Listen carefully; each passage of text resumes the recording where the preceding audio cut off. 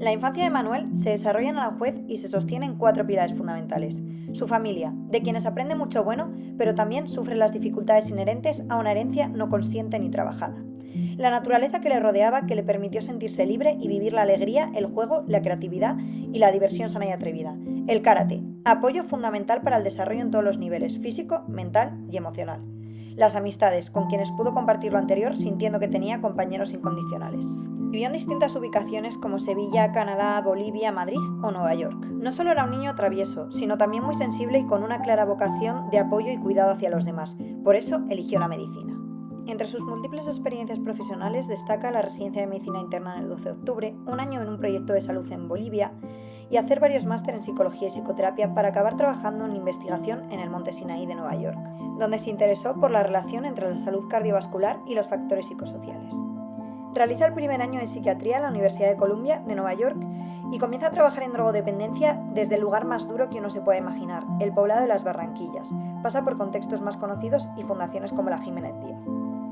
Fue vicepresidente de la Federación de Asociaciones de Psicólogos y Médicos Psicoterapeutas y secretario de la Comisión de Médicos Psicoterapeutas del ICOME. Se forma a nivel internacional en las prácticas meditativas de atención plena y compasión, atreviéndose a incorporar el trabajo corporal y experiencial aprendido en el karate. Sin embargo, no hay una lección, asegura, tan grande como la que le dan constantemente sus hijos Maya y Ettore, de quienes aprende cada día y tiene que ir revisando una y otra vez todo aquello que cree saber. Todo lo citado le ha brindado la oportunidad de crear su propio proyecto, Ipsimed, en el que trata de integrar todo lo que ha vivido prestando mucha atención a lo que verdaderamente llega al corazón del ser humano. Desde ahí, asegura, construye relaciones personales y profesionales maravillosas, como el magnífico equipo que hace suyo este proyecto y trabaja a su lado. También se encuentra inmerso en un proyecto junto al cardiólogo Valentín Fuster llamado SI, Salud Integral, en el que pretenden acercar la meditación al entorno escolar. De esta manera continúa abriéndose camino y viviendo, con la esperanza de contribuir a que la salud y la forma de vivir en nuestra sociedad haga muy presente la humanidad, la integridad, el cultivo de la consciencia y el cuidado a los vínculos, lo que en su conjunto declara es amor, energía y sentimiento que lo transforma todo. Espero que disfrutéis de él tanto como lo hicimos nosotras en Psiconversa.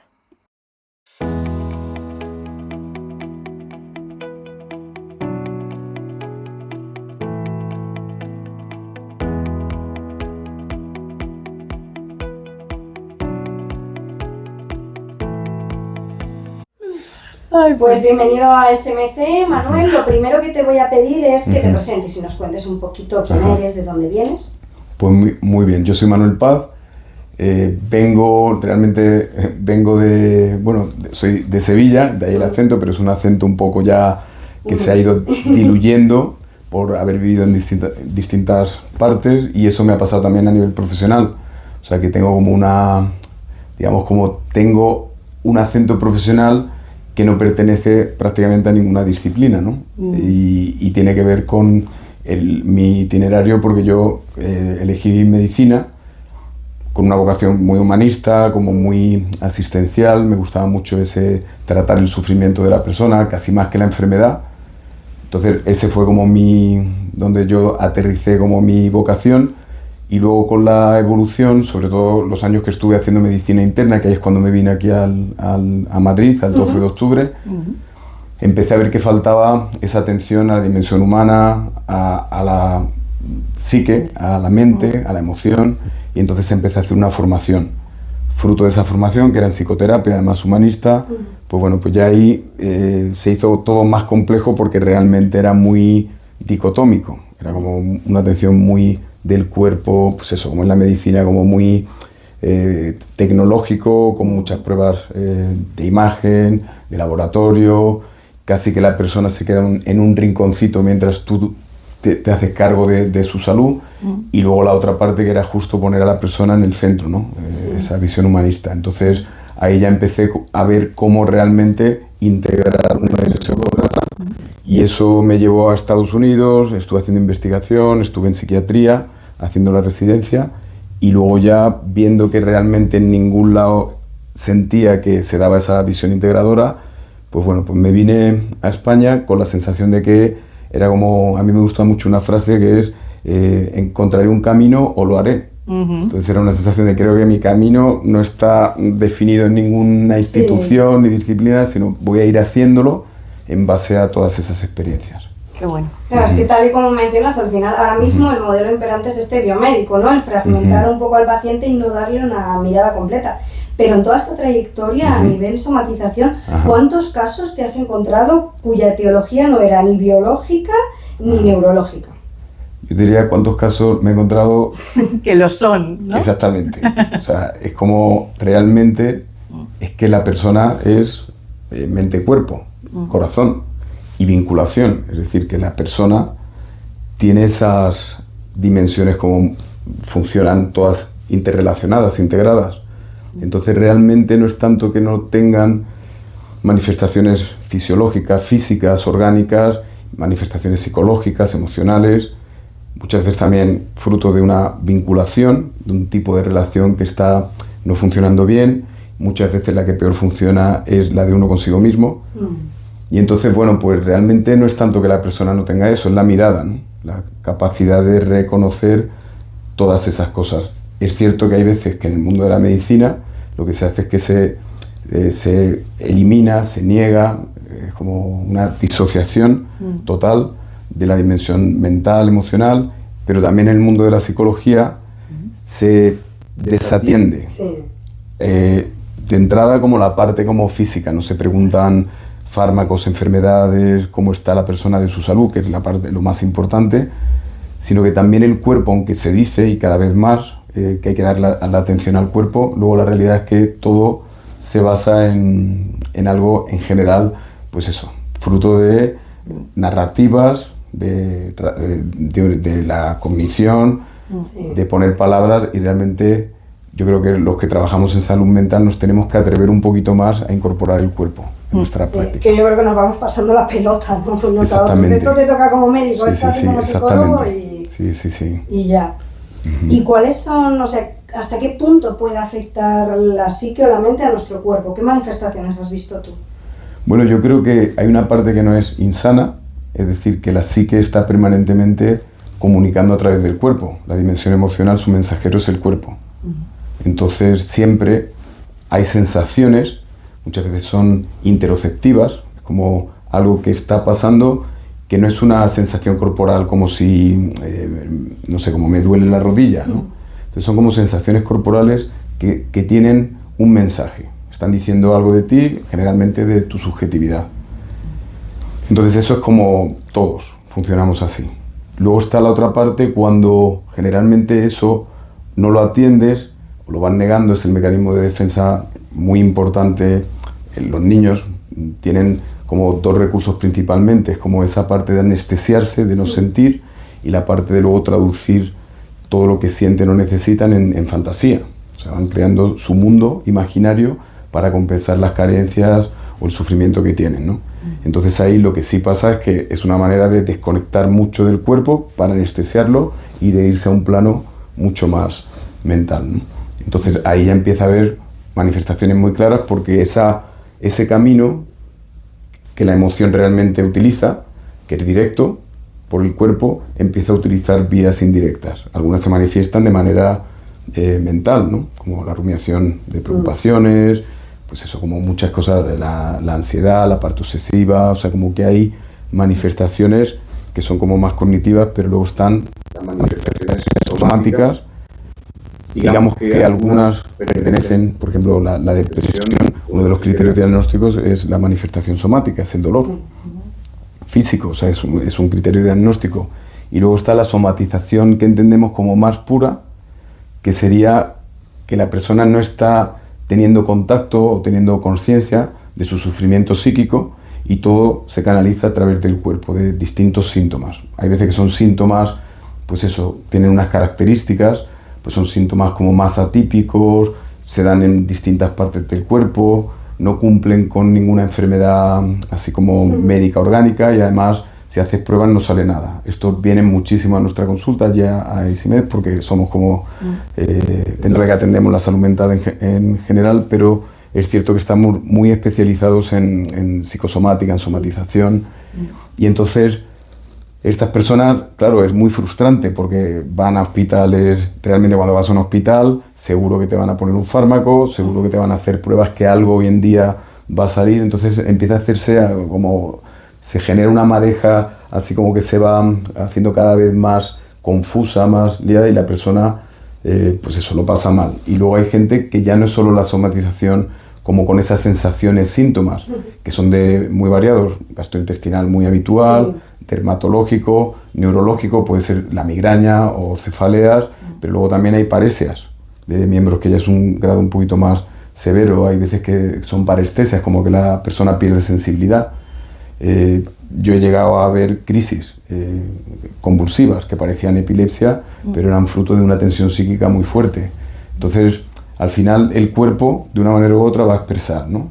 Y el grado ya mayor, que eso es lo que me llevó a estudiar, a hacer investigación entre la enfermedad cardiovascular y factores psicosociales, es cuando ya realmente originan una enfermedad. No es que lo originen causa-efecto, es como tienes estrés, como tienes depresión, como tienes ansiedad, entonces has tenido un infarto de miocardio, sino que uno de los factores de riesgo tiene que ver con esa tensión emocional de fondo, esa tensión psíquica.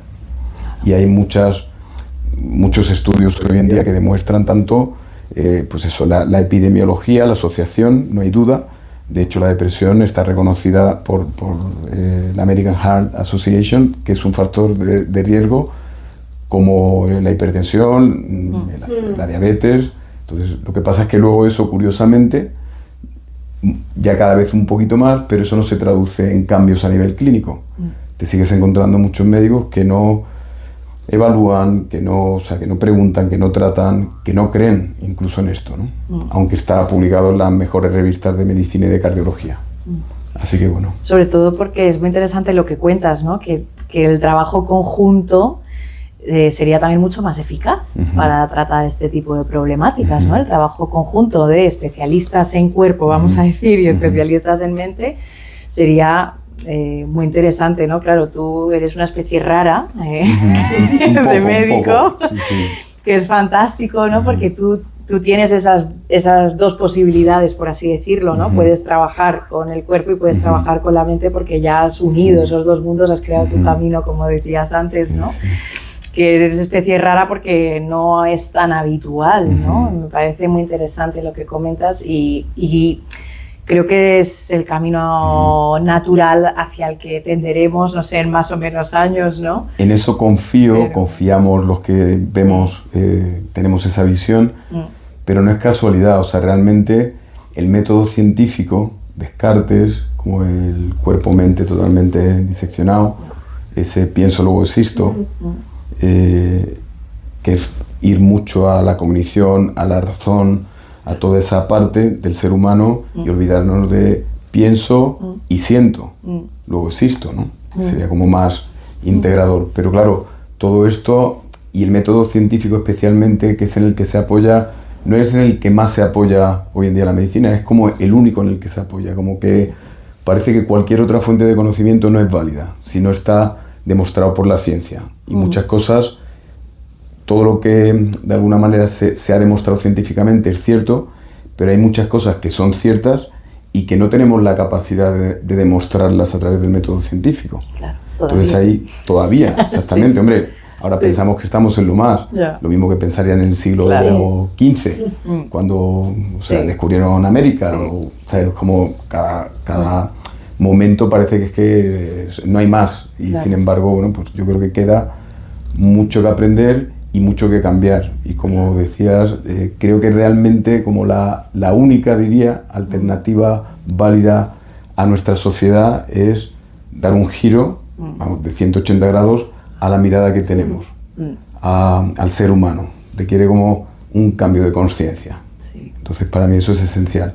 Pero como decía, el método científico ha ido diseccionando, fragmentando, como reduciendo el conocimiento. Entonces eso ha generado, por ejemplo, en la atención médica, especialistas, superespecialistas, y está genial que haya eso porque se profundiza mucho en el conocimiento de enfermedades, de métodos diagnósticos, terapéuticos, pero claro, hace falta un director de orquesta. O sea, es como si van sumándose a una orquesta, es como antes una persona tenía la guitarra o la flauta o el piano. Dice, no, pues suena mejor si le pones otro instrumento y otro y varios de estos y empiezas a ampliar el número de, en este caso, de especialistas, pero no hay un director que integre, que dé sentido, que organice. Claro. Y desde ahí el problema es que el gasto es tremendo, el paciente acaba teniendo, pues como decía, todo tipo de pruebas diagnósticas, de diagnósticos, de fármacos, y al final lo peor, esto pasa mucho en los que somatizan, es la sensación de, es que a mí me duele, no se ve nada, me dan de todo, me dicen que tengo de todo, pero yo no estoy mejor. Y eso pasa incluso también a nivel médico, ¿no? Sobre todo con el tipo de enfermedad que tenemos hoy en día, que prevalece, que es la enfermedad crónica. Fruto del mayor conocimiento en medicina, ya enfermedades que antes eran agudas, fulminantes, por ejemplo, lo que la menciona a la enfermedad cardiovascular. Pues antes mucha gente tenía su infarto y adiós. O tenía un infarto, se quedaba en había como poca capacidad de recuperación y entonces ya era como, pues es una esperanza de vida muy corta. Ahora se conoce, se previene, entonces se hace crónica la enfermedad cardiovascular. Y eso requiere otro tipo de atención. Sí, bueno, en parte de culpa lo que estamos comentando, ¿no? Lo tenemos nosotros como profesionales, médicos, psicólogos, toda esta fragmentación, pero también yo nos veo a nivel usuario y ahora como Elena persona, ¿no? Esa desconexión, lo que hablamos, no queremos mirar al cuerpo, ¿no? Porque nos cuesta mucho percibir estas sensaciones, pero luego esto que hablas del pienso, luego existo, estamos tan saturados de nuestros pensamientos porque no nos podemos despegar de ellos, que también nos desconectamos con estímulos, con móviles, con tal, o sea que creo que somos los primeros que contribuimos a... Fíjate que hacemos lo mismo que hacíamos de niños, pero de otra manera. Entonces, de niños, como decía, te anestesias el cuerpo para no sentir, porque estas sensaciones, cuando son de disconfort, cuando son de tensión, de malestar, de sufrimiento, son muy desagradables. Entonces, claro, ahí te puedes, como o te vas o te paras y lo escuchas y lo reconoces, lo vas identificando, entonces puedes atender eso. El niño no tiene capacidad para eso. Ahí tiene que ser el adulto que sepa ver y reconocer cómo es su experiencia subjetiva, qué le está pasando y la organice, la comprenda y la canalice, la trate. Y el niño se va a la fantasía.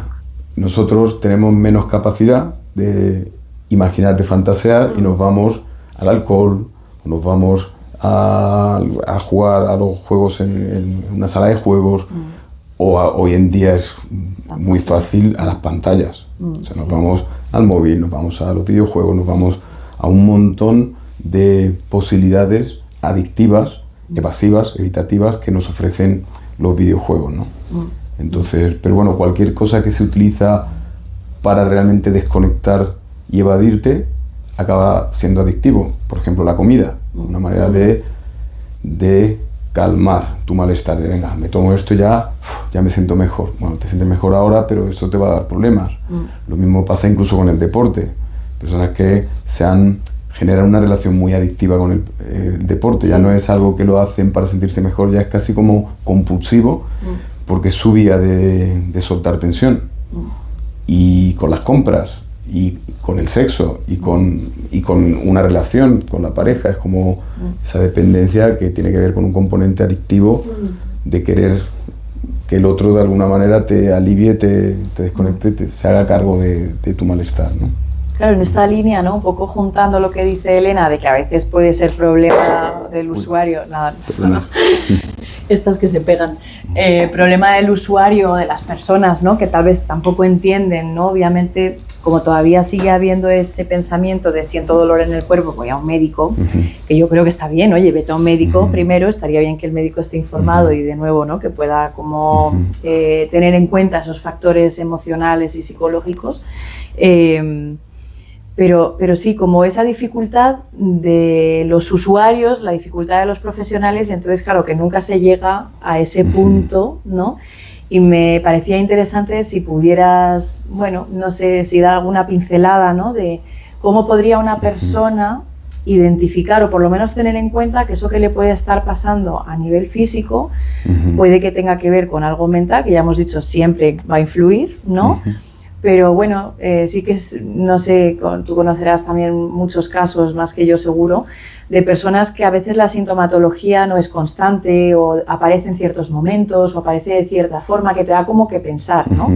Has mencionado antes algo clave, que es que no hay algo físico que lo explique, ¿no? Que hoy en día, desgraciadamente, voy a poner entre comillas, como la medicina ha avanzado tanto, decías antes, seguro que se encuentra algo, pero hay muchas personas que no se encuentra nada. Y es verdad que los médicos nos usan como cajón desastre, que llegan los pacientes, mira, me he hecho 20.000 pruebas, no tengo nada y ya me han dicho que vaya al psicólogo porque no hay nada más que lo pueda explicar, ¿no? Como de eso tenemos que vienen casi como castigados. Como castigados, sí. Tú al psicólogo, además, que eres un caso de me han obligado aquí a venir, vengo a ti, pero yo realmente, vamos, no vengo. Pues me han dicho 10.000 especialistas, toda mi familia y gran parte de mis amigos, pero realmente yo no quiero estar aquí. Sí, esa es la resistencia que mencionabas antes también, ¿no? O sea, creo que en parte somos mucho más capaces de sostener o tolerar sufrimiento en el cuerpo que reconocer aspectos mentales que se escapan como mucho más de un control completamente ilusorio, porque tampoco controlas el cuerpo, pero parece ser que si te puedes tomar algo, puedes hacer deporte, puedes hacer X ejercicios, como que lo controlas más, ¿no? La mente es un mundo mucho más abierto, mucho más extenso, ¿no? Que genera como, yo creo, más incertidumbre, ¿no? Claro.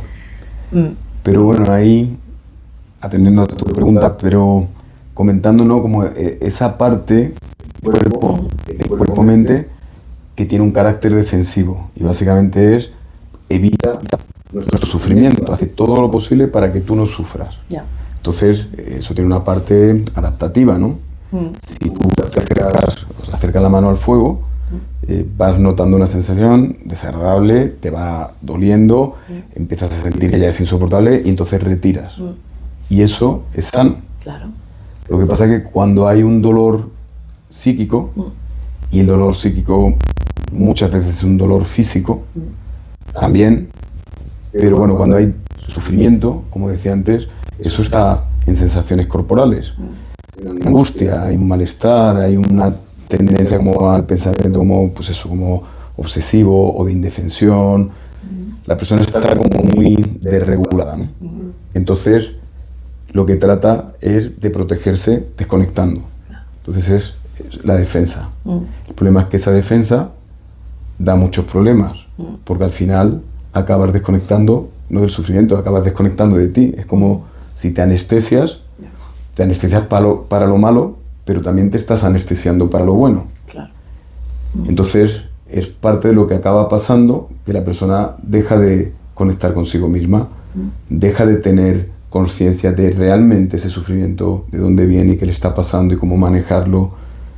También hay un componente de, yo creo que de una una gran incomprensión, casi diría negligencia social, en la comprensión de lo emocional, lo mental y en su manejo. Entonces, claro, acaba siendo, nuevamente es como esa parte de me separo, me retiro, me evado y así me siento más seguro, claro, a corto plazo. Luego ya se va generando mucha problemática. Entonces, ¿qué le diría a una persona? Bueno, pues si le duele algo, yo sí soy muy partidario, aunque ahora me dedique más a salud mental, está muy bien ir al médico. Es necesario hacer una revisión y abordar el dolor físico o la problemática física que tengas, como tener eso, tener problema. Es verdad que ir al médico debería ser diferente a voy que me dé algo externo, que me haga algo, que me opere o que me quite esto, que me dé un fármaco, porque ahí se retroalimenta el que el médico diga esto, y ahí tiene. Entonces genera un tipo de relación también muy poco precisa en la comprensión de qué está pasando y qué es necesario abordar o llevar a la persona, ¿no? Entonces eso por un lado, por la parte médica, ir en la revisión, consultar, no tanto poniendo a que algo se solucione ya de hoy para mañana.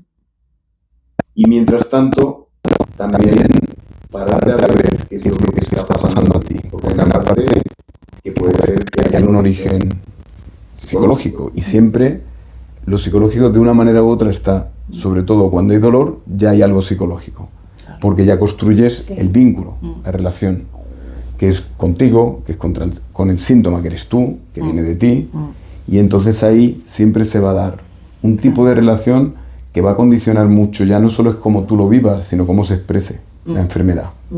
Eso pasa muchísimo con el dolor crónico.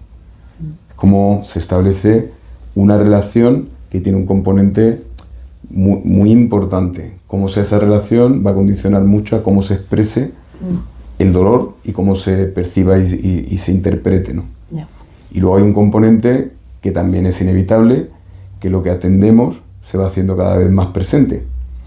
Entonces, en la somatización es muy característica esa retroalimentación. En la medida que empiezo a notar sensaciones que me duelen o molestan, empiezo a prestarles más atención. En la medida que les presto más atención, se van haciendo obviamente más presentes y entonces ya se va construyendo, pues cada vez estoy más en un sitio, notando a ver si me duele, qué está pasando, si va a ir a más, en vez de estar conectando con lo que sea que esté viviendo. Y hay un componente adicional que es la hipocondriasis, que suele ir muy asociada, que viene la somatización, viene ese periplo por todos los especialistas, todas las pruebas diagnósticas, los tratamientos, y entonces, claro, la persona siente que algo le pasa y que no están sabiendo dar con ello. Es como, yo necesito que me cuiden y nadie me está sabiendo cuidar. Entonces la persona empieza a generar como una preocupación porque siente algo. Entonces, a ver si esto va a ser, claro, será algo que no se están dando cuenta, seguro que tengo un cáncer, y es que no lo están sabiendo diagnosticar. Entonces voy a ir a otro especialista más de lo mismo, pero otro en otro lado, que me haga lo mismo, y este otro tampoco me vale porque no se ha dado cuenta de que yo tengo un cáncer, y entonces está muy atrapado en eso, y deshacer eso es difícil, sobre todo cuanto más tiempo pase, porque se genera ya como una rigidez enorme en torno a toda esa relación con el dolor, con la enfermedad. Y un miedo y una desconfianza brutal también de esas personas que te tendrían que ayudar, Claro. que como no lo están pudiendo ver y tú Claro. estás convencido de que hay algo, ¿no? Claro, es desconfianza y es rabia, Claro. mucha frustración. Entonces se generan relaciones que voy, que me cuiden, pero ya no confío en ti. Claro. Y ya otro que me dice que no sé cuánto, que me dice que no tengo nada, entonces me duele, me molesta, es que no te enteras de que realmente a mí sí me está pasando algo. Entonces se genera una relación Desatar difícil. esos nudos Claro. es complicado. En la medida que una relación no funciona, como decía antes, aunque sea con buena intención por ambas partes, yo voy al médico porque quiero que me ayude. Inicialmente confío, el médico está ahí porque quiere tratarte y te da un fármaco, o te hace una prueba o te manda a otro especialista porque te quiere ayudar. Pero como eso realmente no está aliviando, no está curando lo que realmente pasa, eso va a ir mal. Claro, yo entiendo que es un poco esto que comentas, ¿no? De la inmediatez y de prefiero casi pensar y que me digan que tengo un cáncer porque le pongo nombre y apellidos a este dolor que estar divagando, ¿no? Y que pasa muchas veces que estos dolores que hablamos, o sea, el tema mental es mucho más profundo, poner nombre y apellidos a según qué cosas como que nos cuesta mucho más, y ahí es donde yo entiendo que necesitamos estar acompañados, porque tú comentas entrar a conectar, claro. Lo que hablamos antes, yo como usuario igual entro a conectar. Y justo ayer que te estaba viendo la charla de la ventana de tolerancia, es que igual yo sola o me voy por arriba o me voy por abajo porque no soy capaz de sostenerlo. Entonces prefiero casi un diagnóstico, venga, cáncer, que cómo me hago yo cargo de esto que me está pasando.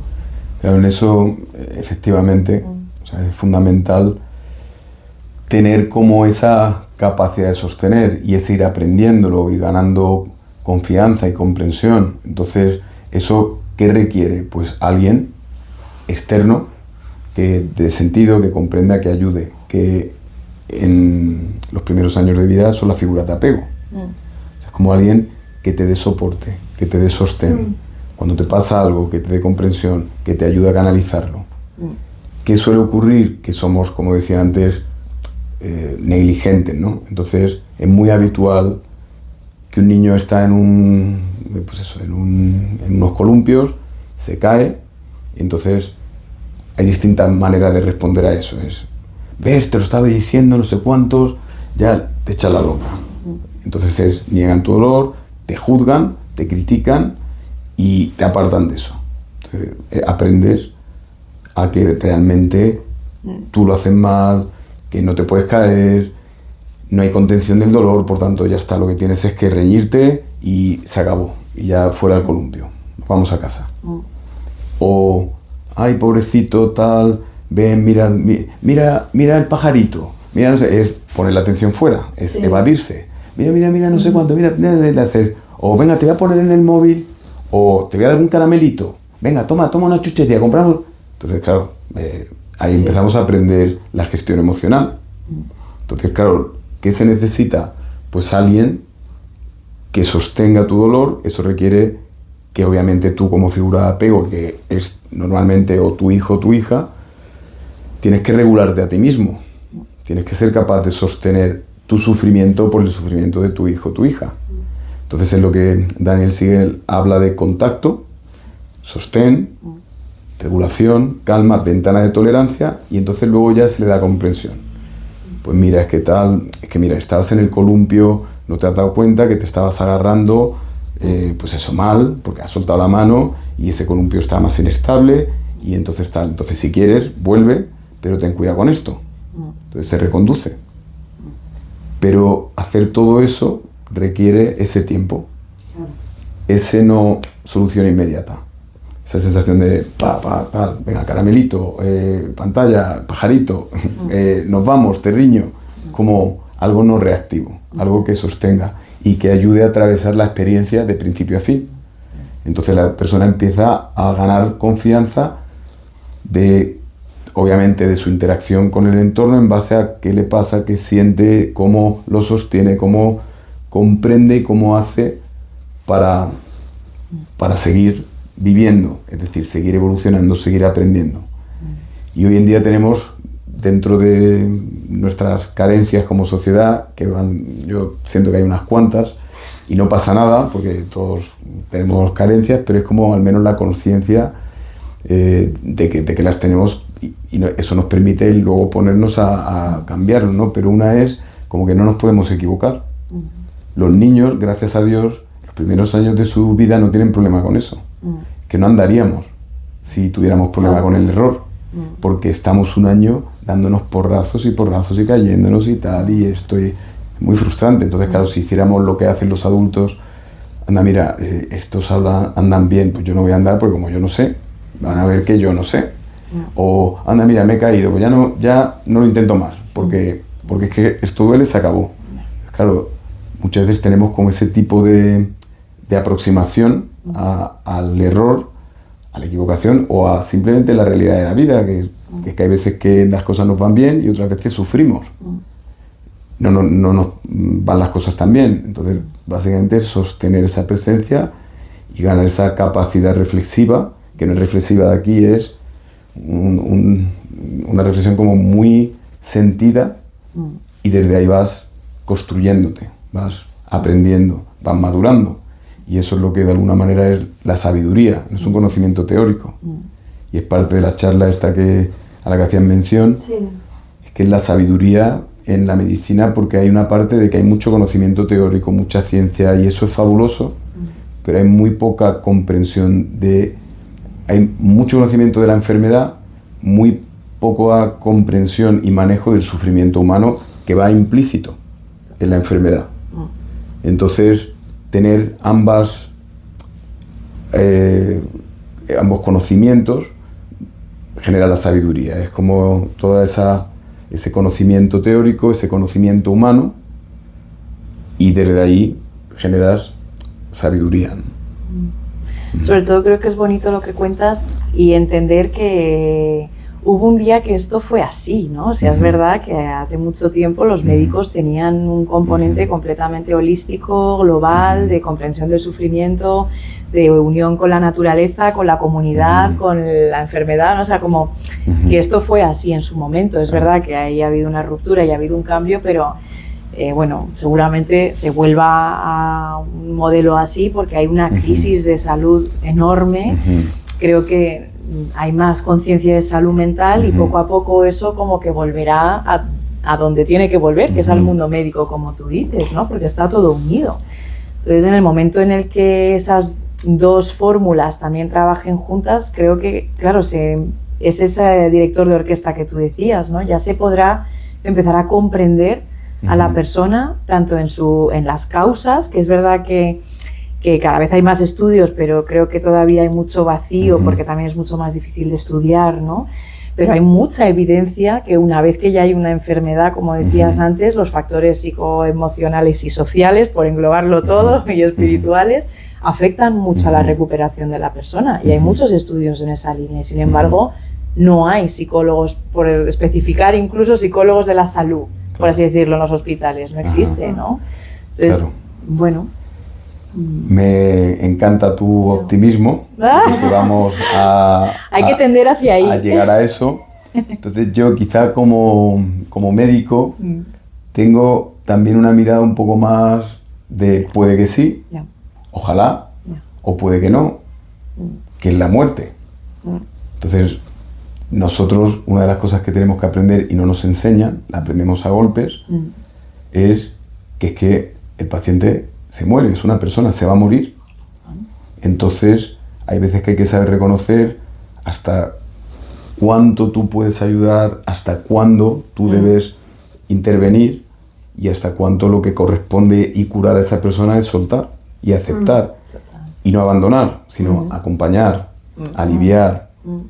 Entonces ese, digamos que es la mirada un poco como más de aceptación de la realidad de la muerte. Entonces nosotros como sociedad estamos evolucionando de una manera que sabemos, porque ya se sabe, lo hablamos todos, reconocemos que está siendo muy insana. O sea, no es descubrir nada nuevo. Que creo que es fruto de esto que decía, de cómo hemos ido soltando la mirada holística de nuestros sanadores y también la relación con la naturaleza, la relación con la comunidad, esa dimensión espiritual, que luego se transforma en religiones y ya cambia, pero hay una necesidad espiritual que no tiene por qué tener necesariamente narrativas ni dogmas, o sea que realmente es algo muy experiencial, sentido, es que nos pertenece. Y entonces, pues todo eso lo hemos ido abandonando y estamos ahora mismo en una corriente cada vez mayor de vernos arrastrados justo a lo contrario, a las prisas, a la competitividad, a estar mucho más fuera para sentirnos que estamos bien que dentro, como decíamos antes, con las pantallas, con eso. Entonces, claro, es tan abrumador lo que está pasando y tiene tanta fuerza que realmente requiere un cambio drástico, firme, que tiene que ver con esa conciencia, que no es investigar más y saber más, dentro de que estoy totalmente de acuerdo, que qué bien que ahora hay mucha evidencia científica también en estas disciplinas que tienen que ver más con lo emocional, que es mucho más difícil de investigar que ver qué pasa con la célula cancerígena. Entonces hay mucha evidencia, pero realmente lo que necesitamos es parar y volver atrás, acercarnos más a nuestro origen. Yo siempre pongo un ejemplo que a la gente no le gusta y tiene que ver con esto de la muerte. En el fondo, nosotros como sociedad estamos evolucionando tal cual lo hace un cáncer. E incluso un cáncer con mal pronóstico. Porque demográficamente, si miras cómo ha sido, o sea, la curva demográfica, ahora mismo, de hace no tanto, hay un aumento exponencial de la población. Entonces cada vez hay más células que se están replicando. Antes era más plano, más integrados en el sistema, en la naturaleza, con otras especies, pero eso está como tal cual lo hace una célula cancerígena, empieza a crecer y crecer y crecer. De forma descontrolada. De forma descontrolada, que no es lo que realmente era y que no es nada sano para el sistema. Y además hay la otra parte que es la displasia o anaplasia. Básicamente la diferenciación con su origen. Entonces una célula, cuando se dice esta célula es de mal pronóstico, se lleva la pieza, anatomía patológica y dice, de buen pronóstico, eso quiere decir que esa célula es cancerígena, tiene displasia, ya tiene, o sea, como ya hay anaplasia, o sea, se ha diferenciado, pero está todavía cerca de su origen. Ya cuando es muy anaplasia, cuando se ha diferenciado mucho, es muy agresiva. Ese es el cáncer cuando se dice que es agresivo, es un pronóstico malísimo, y realmente nosotros estamos muy rápidamente, en muy poco tiempo, cambiando drásticamente respecto a cómo somos o éramos, o vivíamos, o sentíamos en nuestro origen. Y además creo que es importante añadir que esos cambios no vienen acompañados y acompasados con un acompañamiento en los cambios cerebrales o en lo que nos hace ser como personas, ¿no? En esta mente-cuerpo, porque eso sigue atascado en nuestra forma ancestral de vivir y seguimos teniendo esas necesidades, ¿no? O sea que... Bueno, por poner una de la que hemos estado hablando durante toda esta agradable charla, es la conexión con el cuerpo. Entonces, nosotros, para conectar con el cuerpo, y no es conectar con el cuerpo de lo siento, o hago deporte, entonces me cuido, o hago yoga, y eso quiere decir que me cuido el cuerpo, hombre, eso sí, lo cuidas, pero para escuchar al cuerpo, para tener esa relación de que tú estás conectado y sabes interpretar todo lo que el cuerpo te dice, eso, como son vías primitivas a nivel neuronal, requieren tiempos más lentos. Entonces, tú te tienes que parar, tiene que haber como poca interferencia y poder sentir, obviamente, en la medida que lo vas haciendo, cada vez estás como más integrado, menos disociado, más conectado, y esa relación es más fluida, es como un idioma, ¿no? Cada vez lo vas hablando con más fluidez, con menos esfuerzo, ya no tienes que pensarlo tanto. Claro. Pero la realidad es que en cualquier caso, por mucho que sepas, requiere un ritmo. Es como no puedes ir al mismo ritmo nadando que corriendo por tierra. Mar y tierra tienen ritmos distintos. Sí. Entonces nuestra dimensión emocional tiene un ritmo, es lento. Y si miramos cómo estamos funcionando, es cada vez más y más rápido, más y más hacia afuera. Hacia estar de aquí a la evasión y mucho menos parándonos a ver, a sentir, a reconocer qué nos pasa. Claro. Entonces solamente eso es un ejemplo de que estamos viviendo de una manera que nuestra fisiología no la puede sostener. O sea, es que estamos ahí totalmente arrastrados a la disociación. ¿Y qué ocurre? Que antes más o menos, cuando se vivía en estas comunidades, sitios más tranquilos, no había tanta exposición a tanta información, que es tremendo hoy en día, que eso también es un factor de estrés y de tensión y de enfermedad psíquica, y por tanto también física. Pero claro, o sea, como toda esa parte, o sea, estamos arrastrados y entonces hay que parar. Y o paramos como sociedad o no vamos bien. Antes, la naturaleza, como decía, el contacto con la gente, una vida como más... Había cambios, pero no es como ahora, que es un cambio y ya casi que ayer ya estaba empezando el siguiente. Entonces, claro, nuestro soporte que teníamos hace no tanto, ya no lo tenemos.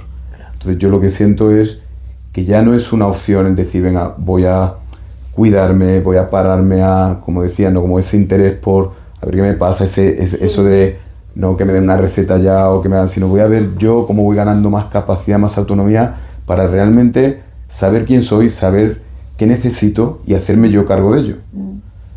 Pues eso antes, bueno, venía bien, pero si no lo hacías, más o menos el sistema te sostenía. Ahora estás en una corriente, o aprendes a nadar y a nadar bien, o esto va a acabar succionando, va a acabar tirando de ti. Y además, una cosa que a mí me preocupa, y es algo que lo he ido viviendo, es que, claro, hablamos de la salud mental, que la persona sea más consciente de que necesita, más receptiva al tratamiento, pero hay un componente que todavía en salud mental es que no tenemos la precisión terapéutica. O sea, es el problema de mucha gente, y tienen razón, antes la gente era, en general, mucho prejuicio a la salud mental, a ir a terapia.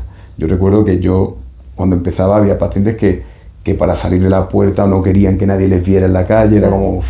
De hecho, yo tengo en mi despacho 2 puertas, porque hay una que es como la de te vas de aquí, nadie te ve, porque había gente, ya no lo pide nadie, pero era curioso, antes no era raro que personas decían, yo no quiero salir por ahí que me voy a encontrar en la sala de espera o no sé qué, o al salir voy a un sitio más discreto.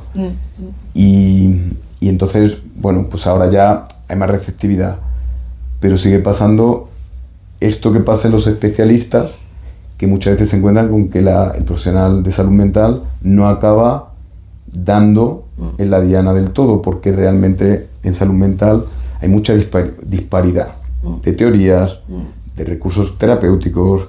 Entonces todavía creo que todavía no hemos aprendido a tener una comprensión y por tanto como una capacidad terapéutica que realmente tengamos como una confianza en que lo que hacemos en la mayor parte de los casos alivia y reconduce o trata. Claro, que volvería a ser poder tener en cuenta ese todo, Claro, ¿no? Y no de claro. nuevo solo trabajar con un cachito, ¿no? Es que yo me he formado en Gestalt, Claro, es que yo me he formado en claro, psicoanálisis, ya. es que yo soy cognitivo-conductual, a mí no me cuentes... Cada uno un cachito. No me habla de tu padre y de tu madre. Yo es que, entonces, es verdad que eso está cambiando también. Profesionales van acercándose, es como esa visión integradora. Entonces ya no me identifico del todo con una técnica o una corriente, sino que ya voy viendo cómo yo voy adquiriendo, madurando conocimientos, pero ojo con lo ecléctico, porque a veces que es, bueno, pues yo hago y yo tengo mi propio sistema, es también muy habitual, ¿no? Ya, Es que todo el mundo quiere están sacar todos un modelo. equivocados, están todos equivocados, aquí el que sabe soy yo. Ya. Entonces, ojo, porque realmente el que te tiene que validar es la persona, el paciente, y es muy habitual, por una parte obviamente de ego y de negación de algo que duele, y es saber ver cuando tú no estás sabiendo acompañar a alguien, sabiendo ver, saber recibir, pues eso, como una crítica, o simplemente a preguntarla, ir evaluando cómo va yendo el proceso. Entonces tener como esa capacidad de chequear, en este caso, pues con la persona a la que tratan, ¿no? Entonces eso se hace muy poco o no se hace, porque eso es exponerte. Y cuando eso pasa, no porque tú lo abordes, sino porque ya el paciente o la persona te dice algo, entonces generalmente siempre tenemos un montón de herramientas, de recursos, de armas para defendernos. No, es que aquí no vienes para eso. Es que aquí nosotros trabajamos esto, es que me tienes que contar de tu padre o me tienes que no contar de tu padre. Claro, porque yo creo que al final, como los profesionales que trabajamos en salud mental, seguimos siendo personas y como personas, muchos tendrán o tendremos, ya no sé si meterme o no, el mismo problema, esa dificultad de conectar con la experiencia interna que comentabas antes. Pues si tú como persona que trabajas en esto tampoco te sabes mirar y trabajar, ¿cómo vas a trabajar con otra persona en esa dimensión, ¿no? Por eso, por lo menos yo creo que es tan importante ese trabajo interno como terapeutas, ¿no? No es importante. Fundamental. Esencial. Es esencial, sí, Es esencial. sí. Si no, no podemos trabajar Claro, bien. porque cada vez reconocemos más la importancia del apego. Claro. Y el apego es una relación donde lo que digas no es tan importante como lo que seas capaz de sentir, de regular, de reconocer, regular al otro, y desde ahí ya empezar a poner comprensión a algo que no está en un libro, porque está en el sentido que tiene esa persona. Entonces requiere todos esos conocimientos, teorías, todo, pero al servicio de la individualidad, la subjetividad de la persona. Claro. Tienes que tener mucha flexibilidad, mucha humildad, mucha tenacidad para no, lo que decía antes, no rendirte, no, es que este es muy complicado, uy, qué pesado es este, fíjate que le he dicho 20 veces esto y no lo hace, o, ¿sabes? Es como, es que no sabe, es que no entiende, siempre lo proyectamos al otro, y es como, no, ¿qué estoy yo no viendo? ¿En qué está fallando esto? Eso no quiere decir que siempre seamos nosotros, pero hay que incorporarnos en la ecuación. Claro. O sea, esto va mal, el otro. Eso es muy negligente. Sí. Pero somos fruto de nuestra sociedad. Entonces, realmente, nuestras familias, porque no había ese conocimiento, esa capacidad, es raro que alguien no tenga una herida del apego, que no tenga... Claro. Para mí es imposible. Por lo menos no he conocido a nadie. Y no ya digo en sesiones de... Muchas veces justo los que tienen más heridas son los que más se niegan, se resisten y no vienen. Sí. Eso pasa mucho en la familia, que justo viene el que es más sano, Sí. porque es capaz de ser consciente, de pedir ayuda. Entonces, bueno, pues esa parte es así, ¿no? Pero es que luego la universidad disocia. Eso pasa en medicina, te van limando, te van coartando, te van Deshumanizando, ¿no? deshumanizando, y te enseñan que todo se hace desde un libro, desde la ciencia, desde una teoría, y entonces se pierde esa parte importante, esencial, que es la dimensión humana, la dimensión experiencial, donde realmente ahí se va a construir se va a reconstruir a la persona, ese proceso terapéutico, ¿no? Con este análisis, este pronóstico, como adultos que la gran mayoría no hemos vinculado bien con el columpio, o sea, ¿de qué manera? O sea, ahora ya te pregunto un poco por soluciones, o sea, ¿de qué manera podemos conectar, esto que estás hablando de responder en lugar de reaccionar, el conecto y redirijo, o sea, ¿qué métodos como psicoterapeuta utilizarías tú para eso, para que nos perdonemos con el columpio una vez? Pues bueno, yo te diría ahorrar mucho dinero para meterte en un crucero y dar la vuelta al mundo todas las veces que puedas y evadirte allí porque es uno de los mejores sitios para evadirte. Pero vamos, si no tienes recursos para eso, entonces te diría que de niños no tenemos capacidad para reconocer qué nos pasa o qué sentimos o qué necesitamos. Entonces realmente el cómo nos miran, el qué nos dicen, cómo nos tratan, como decía antes, si a mí me dan un caramelo, voy a interiorizar eso y va a ser mucho más fácil que yo use la comida como regulador emocional. Si a mí me están distrayendo o me dan una monedita, yo voy quizá a ponerlo en el trabajo para ganar más dinero o en el juego. Entonces, claro, eso es lo que interiorizamos y desde ahí nos construimos. O según qué nos dicen, cómo nos juzgan, cómo nos tratan, voy a interiorizar una manera de mirarme y una manera de tratarme. Como decía antes, la relación más difícil para mí, donde empieza el proceso terapéutico, es que la persona sea consciente de la relación consigo misma y sea capaz de ver todo lo que se hace daño, sea por acción o por omisión, y sea capaz de ir construyendo una relación mucho más sana. Entonces, para mí esa es la alternativa, y eso es una capacidad, como decía, cerebral, neuronal, que no se tiene en la infancia, prácticamente tampoco en la adolescencia, pero se empieza a desarrollar en la medida que vamos siendo adultos, que es la capacidad de ser conscientes, que es la capacidad de ver nuestra experiencia como con cierta perspectiva, de salir de nosotros, entonces empezar a decir, bueno, pues esto que me han dicho no encaja tanto con esto que yo siento. Yo, bueno, pues me puedo quedar con esto, pero esto otro no. O esta manera de tratarme no es realmente la que yo necesito, la que encaja conmigo. Voy a mirar, es como una parte que es capaz de ver, o esto que yo he hecho no es realmente lo que yo quería hacer. Es como una reactividad, algo quizá tengo que parar y ver cómo lo hago de forma que encaje más con lo que yo necesito. Entonces es como un reaprenderse, ¿no? Desde el lugar de la conciencia. Y en el fondo esto es ya muy profundo, porque la gente en general, claro, esto para mí un recurso esencial en la meditación.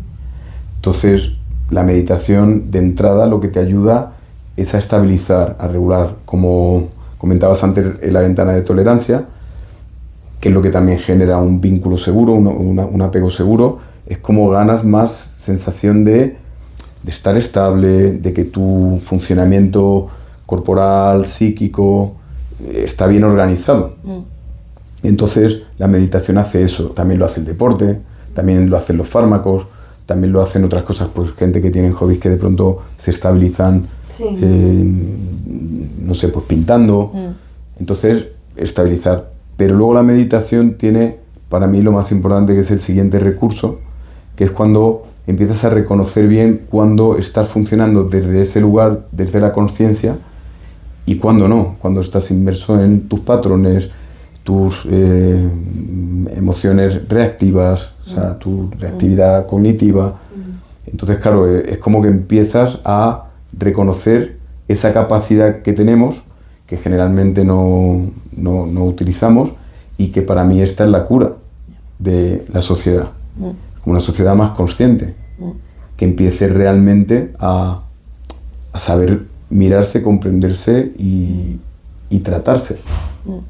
Entonces la meditación hace eso. Lo que pasa que igualmente, que decía antes con la salud mental, claro, hubo un boom del mindfulness, que para mí Jon Kabat-Zinn, bueno, pues fue como una persona muy intuitiva, muy tenaz, y alguien que ha aportado mucho a la sociedad, porque fue cómo traducir una fuente de sabiduría oriental, toda esa parte de meditación, quitándole todas las connotaciones que tienen que ver con el budismo, o sea, como depurando, o sea, que no esté tan presente eso porque al occidental le va a echar para atrás y entonces introduciéndolo justo en un hospital y justo lo que decía antes para tratar el sufrimiento humano, no la enfermedad. Él no era médico, él era científico, biólogo.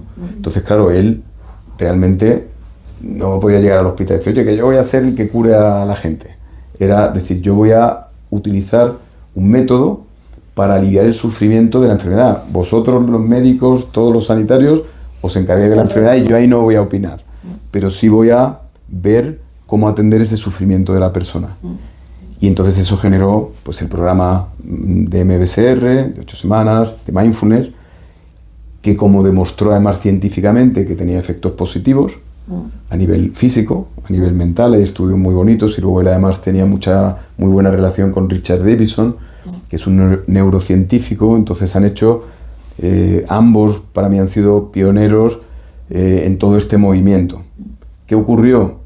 Que eso se ha desvirtuado, porque de pronto se ha reducido a, venga, es una técnica, es tal, venga, 8 semanas, tal, y lo que suele pasar en el ser humano, esto está de moda, esto bien, no me tengo encima que titular mucho, luego ya se empezaron a crear como los criterios de acreditación más selectivos, pero yo recuerdo cuando empezaba con mis cursos, me pedían, sin reparo, los audios para gente que nunca habían hecho meditación, para dar un curso. O sea, empezaron a meterse mucha gente en este mundo. Fue como el inglés. Cuando se puso de moda el inglés, había profesores de inglés por todos lados. Ahora, ninguno era nativo, ninguno sabía. Todos cogían el libro de la gramática, el vocabulario y hacían lo que podían. Entonces eso pasa con el mindfulness. Que en el fondo a mí mindfulness es una palabra, a mí es la práctica de meditación. Entonces creo que ahí está el camino, pero tiene que ser un camino correcto, bien guiado y sobre todo que tenga profundidad, si no se queda en como la pastilla, ¿no? Hago esto y ya entonces voy a mejorar de esto y de lo otro y ya, entonces quiero ese recurso. Claro, el problema en relación a la pastilla es que la meditación implica que tú te esfuerces, que tú lo hagas. Y yo, por ejemplo, no soy partidario de poner como única manera de meditar el tener práctica formal de entre 30 a 45 minutos. Eso es muy bueno, muy sano. Es muy difícil empezar con eso, porque es como si alguien que quiere empezar a hacer ejercicio le dice que corra una media maratón. Entonces, como por ahí empezar es difícil. Entonces, es mucho mejor que lo vivas como práctica meditativa, donde lo puedes hacer media hora o un minuto en una cola de un supermercado, que básicamente lo que requiere es que te pares, dirijas la atención, te hagas más consciente y sostengas y eso, o sea, que utilices como distintas prácticas que son sencillas, que se pueden hacer. De hecho, yo hago audios muy cortitos para que luego eso no es cuando llegue a casa a ver si escucho el audio, es para que ese audio te inspire, para que luego lo apliques en tu día a día, en un montón de circunstancias. Porque la meditación no tiene que ser hecha solo de manera disociada, dicotómica. Hago meditación en mi casa o en un retiro, qué bien, una manera de evadirme, y luego ya, el mundo tal, es que qué pesado, yo estoy deseando irme al retiro. Esto no es, hago meditación y luego vengo y hago meditación y cultivo la atención y la presencia y la conciencia y la no reactividad. Entonces, y eso lo hago en momentos de calma en el trabajo, que me puedo salir un momentito, parar y hacer unas respiraciones, o en un momento de un atasco donde estás y ahí tienes que, justo es donde más interesa que hagas meditación. Y entonces es como, pues eso, interiorizarlo. Integrarlo como forma de vivir, incluso, ¿no? Como dice. Sí. Ahí las correcciones. Esencial. Sí, esencial también. Es que tiene que estar integrado, porque ¿de qué estamos que no sea hablando? Una actividad. De que tú estés más presente. Claro. Y sientas que tienes más capacidad de regular tu cuerpo, tu mente, tu emoción, básicamente que lleves las riendas de tu cerebro. Entonces es como, ve conduciendo, pero disóciate y suéltate del coche y desconecta. Y vivimos así, es como nos desconectamos de una manera inconsciente, automática, o de una manera consciente, yéndonos a todos los recursos evitativos o evasivos. Entonces es sostener la presencia, la conciencia, la responsabilidad sobre, si el mundo estará como esté, si los políticos son como son, si mi tía o mi madre o mi abuela o mi mujer o mis hijos son de tal manera, pero yo tengo que ver cómo hago para que eso, por un lado, no me haga daño o no tanto daño, cómo lo pueda llevar mejor, y para no ser yo luego de manera reactiva el que alimente una relación que es difícil. Porque al final siempre vemos como la gente es, hay que ver el mundo, porque es que nosotros formamos parte de esto, y si no somos conscientes es muy fácil que estemos retroalimentando este funcionamiento. Entonces implica como mucho parar, responsabilizarse y desde ahí cambio de vida, un estilo de vida, de mirada.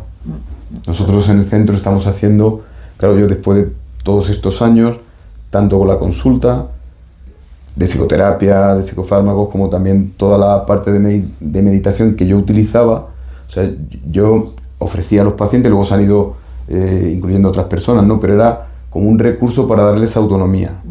Yo no quería que tuvieran un fármaco para siempre, yo no quería que dependieran de la terapia, entonces era, venga, vamos a ir soltando, pero tampoco me sentía bien dejándolos ahí. Entonces empecé a hacer este curso que he ido, pues como tantas otras cosas, como integrando, elaborando. Al final, yo voy a ser otro de los muchos que dice, yo tengo mi método perfecto. Casi todos, ¿eh? Tampoco digo que sea el perfecto, ni el único, ni el válido, pero sí es un método que he ido integrando y siento que favorece en muchas personas ese clic, que es cuando la persona hace un cambio en la conciencia, cuando de pronto puede salirse de sí mismo, de su ego, atrapado. Muchas veces vivimos atrapados en nuestro ego, en nuestro yo, en nuestros patrones, en nuestra narrativa. Es como una identidad como muy rígida. Entonces, como la persona puede salirse, puede verse e interpretarse e identificar, como construir su identidad de otra manera, que es mucho más flexible, mucho más de ir en el momento viendo, adaptando, porque yo puedo ser muy bueno, pero en momentos igual no lo soy tanto y no pasa nada, lo miro, lo veo y acabo con eso. A lo mejor en este momento necesito ser malo para el otro porque es una manera de ser bueno para mí. Entonces ir ganando esa mirada más amplia y desde ahí pues se construye otra forma de vida. Claro, como decía, después de muchos años lo que he ido viendo es que todas estas personas, cuando hacíamos una intervención de grupo, o una práctica, o una charla, veías cómo cómo conectaban, como una afinidad, como que se da de una manera muy espontánea, muy fluida, como una relación fácil entre ellos. Entonces de ahí justo estamos creando una comunidad que se llama 3CIRE, que es el cultivo de 3 Cs, cultivo, el camino y cultivo de la conciencia, integración y regulación emocional. Entonces es como hacer más explícito esto que ya ha pasado y cuidar, porque yo hasta ahora simplemente daba como ese curso de iniciación, aunque luego hacía alguna práctica, pero es como tener esa parte más del método, de la estructura, el curso, del aprender el proceso, y luego ya es como practicarlo, mantenerlo, compartirlo, leer cosas que nutran eso, es como cuidar de que eso siga, ¿no? Qué bueno. Así que... Fantástico. Ya para cerrar, porque estamos en tiempo, pero quiero aprovechar que lo has mencionado y bueno, como médico al final, tu opinión, el tema psicofármacos, ¿no? Porque ahora, por un lado, hay una corriente que está totalmente en contra, ¿no? De no sirven para nada, psicofármacos totalmente fuera, o hay como también, no sé, yo creo una sobreprescripción, ¿no? De médicos que cualquier cosa que les dicen ya es como, pues toma, psicofármacos. ¿Qué opinas ya para cerrar? Sé que es un melón grande, pero bueno. ¿Crees que es una sobreprescripción o dirías con certeza que hay un componente de sobreprescripción? Hombre, con certeza no, pero lo que te digo, se va comentando, ¿no? Desde ti. Y lo veo... ¿Tú lo crees o tú estás segura? Certeza, Sí, ¿no? yo te diría certeza. Sí. Muchas veces, fijaros que es tan fácil que cuando hablamos de cosas subjetivas ponemos duda, puede ser, es que no sé, y es importante como validar este es mi conocimiento empírico, experiencial, eres la fuente de conocimiento de la filosofía de la cultura oriental. Para ellos la ciencia es muy muy limitada. Ellos creen mucho más en la indagación, en dar valor a la experiencia y todo el aprendizaje que se saca del contacto y de la comprensión de ella. Entonces es una manera como de, no, esto para mí es así. Y a lo mejor me equivoco, o otros no lo comparten, pero es esto, ¿no? Entonces yo estoy profundamente de acuerdo contigo. en que hay, al final, nuevamente, una manera muy dicotómica, muy disociada de entender esto. Entonces es partidarios, muchos médicos de la medicación, no todos, porque en el fondo yo soy raro, pero hay más raros por ahí que yo he ido encontrando y conociendo. Pasa que somos raros acomplejados, es como... yo no acomplejado porque yo salí del armario profesional muy pronto. Entonces fue como decir, yo esto no lo aguanto, y pegué una patada a la puerta y me salí. Y entonces, bueno, ahí cuando empecé el máster aquel de la Universidad de Comillas de humanista, ¿no? De la corriente humanista.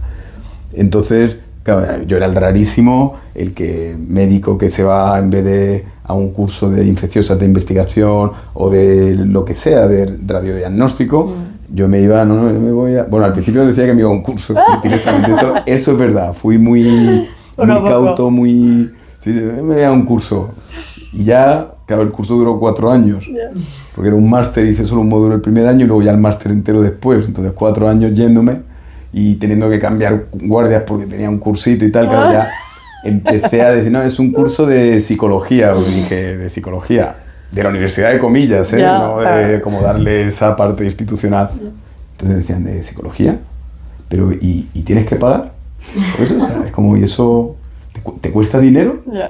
Y era como, claro, vamos, y no es barato además. No. Entonces, la cuestión es esa, ¿no? Que creo que somos raros y cada vez más, ¿no? Pero bueno, sobremedicamos en general, como tendencia, porque lo que estábamos hablando, porque además las condiciones no permiten otra cosa. Tienes poco tiempo, viene una persona que se está quejando de algo y que no tienes el tiempo para realmente comprender y saber qué le pasa. Entonces, ¿qué es lo que funciona para ambos? Tú das una receta y el otro dice, ya, una pastillita que me va a aliviar, ya me voy, adiós, todo va bien. Ya tú has quitado la consulta y puedes ver al siguiente y al siguiente y al siguiente.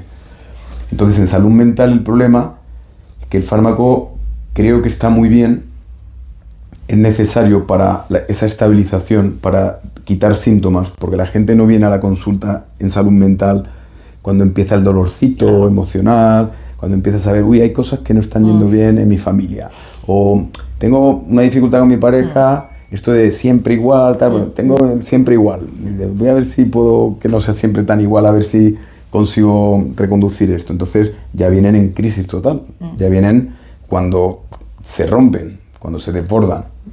Entonces, claro, en esa situación, obviamente el vínculo, tu presencia, tu acompañamiento va a ayudar. Es decir, que iniciar un proceso terapéutico, si hay buena conexión, y buena conexión no es solo desde lo vincular, que es importante, que la persona se sienta que confía en ti, sino que además tú seas capaz de hacerle sentir que eres un profesional, que estás comprendiendo, diagnosticando, no de diagnósticos de trastorno de ansiedad, sino realmente como comprendiendo, viendo a esa persona y que le vas a ofrecer un camino que va a sentir que eso le hace bien. Entonces realmente tenemos que ser un poquito más, no me gusta tanto la palabra exigente, responsables con lo que hacemos, porque es muy fácil como psicoterapeutas caer en el, ya tenemos una buena relación y estamos cómodos, la persona viene, te cuenta su semana, tú le escuchas, tal, y eso acaba siendo, pues eso, como un placebo, bueno, más que un placebo es aliviar, como ya está bien, está como sostiene, alivia, pero luego hay otra parte que tenemos que ir a trabajar, ¿no? Entonces, en la parte inicial es fundamental la estabilización, porque de esa manera, ¿qué ocurre? Que no va a girar todo en torno al síntoma. Cuando el síntoma se va reduciendo, tú puedes ver más allá y la persona puede verse más allá. Entonces se puede empezar a mirar y ganar comprensión y poder tocar cosas a nivel más profundo, el origen del síntoma. Y para mí es que esa debe ser la terapia. No es solo reducción del síntoma. Entonces me he encontrado la otra parte, muchos psicólogos que no quieren que su paciente tome medicación porque se les quita el síntoma. Y entonces, ¿qué me van a contar? Y entonces ya no van a venir. Y obviamente yo soy profesional de esto, lo cual quiere decir que yo me gano la vida con esto. Entonces, ¿cómo me voy a ganar yo la vida con alguien que mejora en un mes? como pasa con los inhibidores de recaptación de serotonina. En 4 semanas, 6, 8, la persona ya está bien de lo que venía, porque además la persona no te dice, mira, me está pasando esto, tengo ansiedad, porque creo que yo tuve una herida en el vínculo con mi madre, porque además mi padre era tal, estaba ausente, entonces mi madre era pobre, tenía una depresión, entonces no se sostenía a ella, entonces yo tuve que de alguna manera ver cómo la sostenía yo a ella, pero yo tenía 3 años y entonces no te cuenta eso. Claro. Te dice que tiene ansiedad y además muchas veces tengo ansiedad a volar, tengo ansiedad, me dan crisis de pánico y no sé por qué. Estaba bien, no había nada, yo me sentía bien y de pronto una crisis de pánico es como así, totalmente no hay, muchas veces no hay una relación directa, clara del síntoma, la expresión de el origen de esa tensión psíquica de fondo, es como muy, hay que, y eso es la parte que a mí me gusta de internista, yo cuando estuve, y esto, bueno, lo ha reflejado la serie esta del Doctor House. En el fondo un internista, y yo creo que un psicoterapeuta, debe ser como un detective. Es que no te creas lo primero que te dicen. Dices, bien, esto es lo que tú me dices. Voy a ver, voy a entender, voy a investigar, voy a hacer mi trabajo y entonces voy a tener yo, pues eso, como una conclusión que va a ser más acertada. Tenemos que indagar. Y claro, si realmente no lo vives tan así y es más la persona con su ansiedad, con su depresión y me cuenta, o su problema de pareja y me cuenta, le acompaño y tal, claro, bueno, pues te quedas en acompañar en el síntoma. Claro. Entonces yo creo que el síntoma hay que reducirlo lo máximo posible porque es ampliar la ventana de tolerancia, hacer que la persona vuelva a estar ahí, que empiece a sentirse que ya respira, que ya su mente está más calmada, que ya empieza a dormir bien, que ya no tiene esas manifestaciones corporales o no tan presentes, como que se van aliviando, y entonces le tienes que acompañar a que confíe que es bueno mirar hacia adentro. Claro. Que ahí tienes que trabajar con el mecanismo de defensa, porque en el fondo la persona no quiere sufrir. Y ahí lo que decías antes, de tú acompañar para ir regulando, para que la persona sea capaz de ir acercándose a esa herida gradualmente, pudiéndolo interiorizar, pudiéndolo integrar, y poco a poco así la persona se siente como mucho más capaz de llevar su vida. Y ahí es donde se da ese clic, cambio de conciencia del que hablaba antes, porque ya la persona empieza a decir, bueno, no, es que no me hace tanto bien irme al bar a tomarme 6 cervezas, o es que esto no me está haciendo tanto bien, estar todo el día en redes sociales, a ver cuántos likes me dan, o estar yéndome a una sala de juegos, o comer de la manera que como. Entonces ya la persona empieza, yo lo que necesito es otra cosa, y lo que me hace bien es otra cosa, y de hecho esto me hace mal. Entonces es como cambia la forma de verse y por tanto de comprometerse consigo misma. Y eso es fundamental. Y el fármaco para mí es un recurso que ayuda en este proceso. O sea que lo facilita, lo hace, porque ya no es solo aliviar el síntoma en el principio. Claro, yo siempre en las formaciones a profesionales y en las supervisiones lo que digo es que es paradójico. Lo primero que tenemos que hacer es calmar, asentar, estabilizar, que la persona se vuelva a sentir regulada. Y luego lo que tenemos que hacer es lo contrario. Justo. Empezar a meter Eso el dedito claro. en la llaga, en la herida. Y eso, claro, se tiene que hacer desde haber construido un buen vínculo, tener una mirada precisa, que en el fondo cuando vas ahí no retraumatizas, que es el miedo que tiene el paciente, por eso no se quiere acercar. Y el problema es que es también el miedo que tenemos los profesionales. Entonces muchas veces ves que algo dice, como me meta yo en esto, vamos a ver cómo salgo o cómo salimos. Entonces ahí es donde, por ejemplo, es una de los momentos más importantes de los recursos, las técnicas corporales o psicocorporales. Que en el fondo hay que entrar y hay que estabilizar a la vez. Yo siempre digo que en cirugía hay dos. El anestesista calma, el cirujano que es el que y va. Entonces ambos, uno desconecta a la persona, ahí es evasión, quita anestesia, está fuera, y el otro puede hacer su trabajo. En psicoterapia hay uno y tiene que hacer las dos funciones. tienes que estabilizar y a la vez ir avanzando en profundizar en la herida. ¿Y cuándo estabilizas? Pues cuando el paciente se desregula. ¿Y qué pasa? Pues que le tienes que llevar a la ventana de tolerancia y luego le tienes que sacar lo justo. Claro. O no sacarlo, sino que esté al límite. Tienes que poner en tensión, porque eso duele. Y eso cuesta sostenerlo y cuesta asumirlo y mirarlo, pero es la única manera de que la persona pueda ganar esa comprensión de sí misma.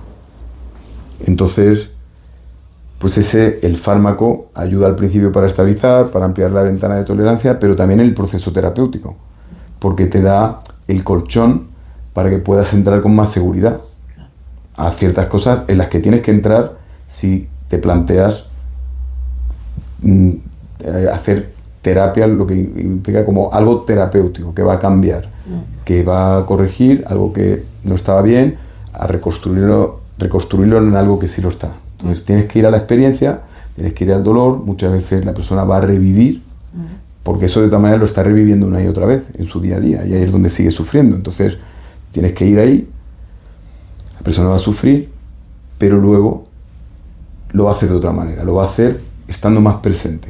En eso, por ejemplo, el MDR a mí me parece que tiene un componente como muy similar a la meditación. Yo trabajo, al final no sabría decir qué es qué, pero en el fondo es llevarle a esa conexión amplia con la experiencia, que es, pues eso, la escena que sea traumática, ver la imagen, tener como esa parte mental, la dimensión corporal emocional, cómo se siente tu cuerpo, cómo es tu dimensión emocional, cuál es la cognición, qué piensas, cómo es tu narrativa, y desde ahí, claro, entramos, pero una parte de ti está aquí. Uno se tiene que encargar de que la persona esté estable para estar un poco fuerte. Y entonces vas a pasar por esa experiencia con más estabilidad, con más conciencia. Va a pasar hasta tu yo adulto. Entonces ahí va a ser una experiencia de reaprender, de reconstruir. Entonces, es dolorosa, pero es reconstructiva. La otra, si no lo haces, si el paciente se desregula, si vuelve a caer en su patrón, si tú te desbordas y la otra persona también, entonces es una experiencia que retraumatiza. Entonces es por eso por lo que muchos profesionales, como esto es tan poco teórico, es tan experiencial y tienes que sostener desde tú también, pues como una madre, un padre que decía antes, que tienes que regularte a ti, que tu hijo se abra la cabeza, es que yo sufro más que si me la abro yo.